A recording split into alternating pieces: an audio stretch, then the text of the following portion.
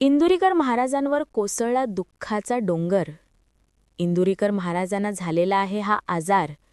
या आजाराशी झुंज देत आहेत इंदुरीकर महाराज. असं मी का म्हटलेलं आहे हेच जाणून घेण्यासाठी व्हिडिओ पूर्ण बघा. माझं ह्या बोलण्याचा अर्थ आणि उत्तर तुम्हाला पूर्ण व्हिडिओ पाहिल्यानंतर नक्कीच मिळेल.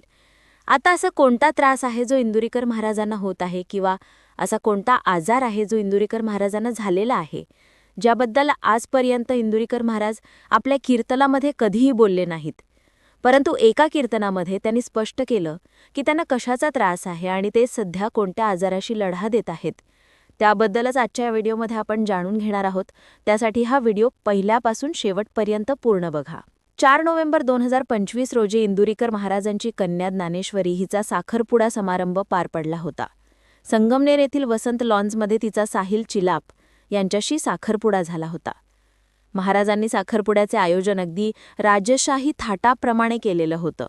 भव्य असा लॉन्स, नवरीच्या एंट्रीसाठी गाण्यांचा भला मोठा तोफा, खाण्यासाठी वेगवेगळे मेनू, राजकीय मंडळींना आमंत्रण, अशा पद्धतीने अगदी राजशाहीप्रमाणे त्यांनी या साखरपुडा सोहळ्याचे नियोजन केलेलं होतं. त्यामुळे कुठेतरी इंदुरीकर महाराज ट्रोल झाले होते. कारण ते त्यांच्या कीर्तनाच्या माध्यमातून लोकांना संदेश द्यायचे की साधी लग्न केली तरीसुद्धा मुलं होतात. आणि त्यांनी केलेला हा लाखोंचा खर्च मात्र लोकांना आवडला नव्हता.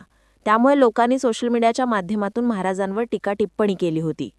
यावर काही महाराज लोकांनी स्पष्टीकरण दिलं होतं की महाराजांनी फक्त त्यांच्या मुलीची हौस पूर्ण केली, वडील म्हणून एक बापाचं कर्तव्य निभावलं, म्हणून त्यांनी हा साखरपुडा समारंभ मोठा केला. तसंच इंदुरीकर महाराज यांनी स्वतःसुद्धा यावर स्पष्टीकरण दिलं होतं की मी फक्त जे लोक गरीब आहेत, ज्यांची ऐपत नाही, त्यांनी लग्नसाधी करा, असा संदेश केवळ गरिबांसाठी दिलेला होता. अशा पद्धतीने इंदुरीकर महाराजांनी देखील स्पष्टीकरण दिलेलं होतं.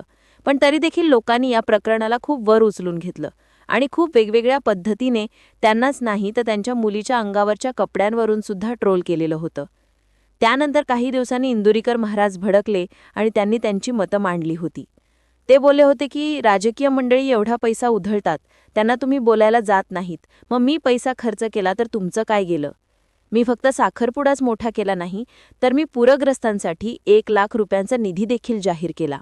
तसंच अनाथ मुलं सांभाळणं, गोशाळा चालवणं, या सगळ्या गोष्टी मी करतो. ते तुम्हाला दिसत नाही का? फक्त मी थोडेफार पैसे माझ्या मुलीसाठी खर्च केले तर ते तुम्हाला दिसलं. यापुढे अजून ते भडकून बोलले, साखरपुडा तर मी छोटा केला, लग्न याहून देखील मी मोठं करेन, अगदी लाखोंचा कोटींचा खर्च करून करेन, तुम्हाला जे करायचे ते करा, असं सुद्धा ते बोलले होते. तसंच माझ्या मुलीच्या कपड्यांवरून बोलले, आता मी कीर्तनाची सेवा खाली ठेवतो, असं सुद्धा महाराज बोलले होते. परंतु त्यांनी काही कीर्तन सेवा बंद केली नाही, त्यांनी कीर्तन चालूच ठेवलं.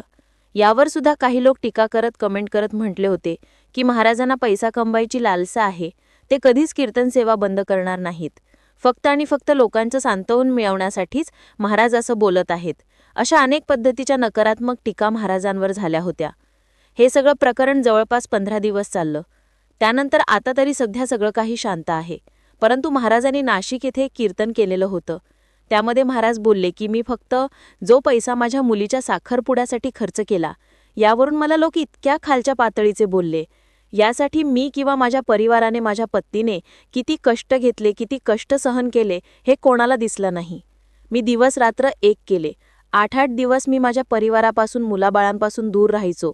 एका दिवसाला 3 कीर्तन करणं साधी सोपी गोष्ट नाही.